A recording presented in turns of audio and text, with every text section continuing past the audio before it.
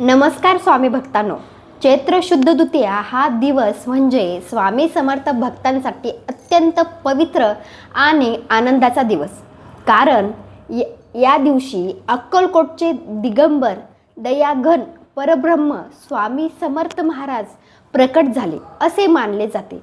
या दिवशी स्वामींची सेवा आणि नामस्मरण केल्याने भक्तांच्या सर्व संकटांचा नाश होतो असे सांगितले जाते. प्रकट दिन कसा साजरा करावा? सर्वप्रथम पहाटे लवकर उठून स्नान करावे आणि घरातील मंदिर स्वच्छ करावे. त्यानंतर स्वामी समर्थांच्या मूर्तीला किंवा प्रतिमेला पंचामृताने अभिषेक करावा. पंचामृत म्हणजे दूध, दही, तूप, मध आणि साखर. या पंचामृताने अभिषेक करून नंतर स्वच्छ पाण्याने स्नान घालावे. यानंतर स्वामींना स्वच्छ वस्त्र अर्पण करून गंध, अक्षदा आणि फुले वाहून पूजा करावी.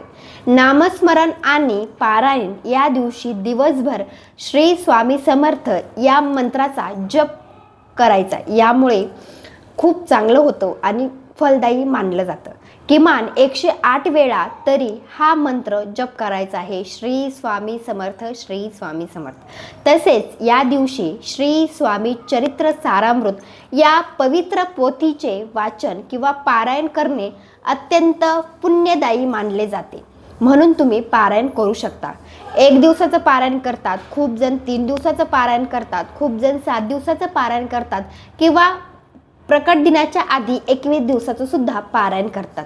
आणि आपल्याला स्वामी प्रकट दिनाच्या दिवशी स्वामी महाराजांना गोडधोड दाखवायचं आहे, गोडाचा नैवेद्य दाखवायचा आहे. त्यानंतर त्यांना आवडणारी गोष्टी सुद्धा आपल्याला करायच्या आहेत. त्या दिवशी स्वामी महाराजांना तुम्ही शिरा, खीर किंवा इतर गोड नैवेद्य स्वामींना अर्पण करू शकता किंवा तुम्ही पुरणपोळी सुद्धा करू शकता. त्यानंतर तारक मंत्र, संकटातून मुक्ती मिळण्यासाठी श्री स्वामी समर्थ तारक मंत्र 11 वेळा किंवा 21 वेळा तुम्ही दिवसभरातून म्हणू शकता. त्याच दिवशी तुम्ही दान किंवा सेवा करू शकता. दान म्हणजे या दिवशी गरजू लोकांना तुम्ही अन्नदान करू शकता. तुम्हाला ज्या गोष्टी देणं होतील त्या गोष्टी तुम्ही गरजू व्यक्तींना देऊ शकता. तुम्हाला या दिवशी स्वामी प्रकट दिनाच्या दिवशी स्वामींच्या मठामध्ये जायचं आहे.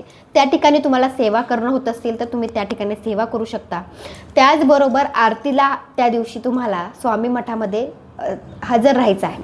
आणि महत्त्वाच्या गोष्टी म्हणजे प्रकट दिनाच्या काळात घरात सात्विकता राखायची आहे. मांसाहार आणि वाईट विचार टाळायचे आहेत. शक्य असल्यास अक्कलकोट येथे जाऊन स्वामींचे दर्शन घ्यावे किंवा जवळच्या मठात तुम्ही जाऊ शकता.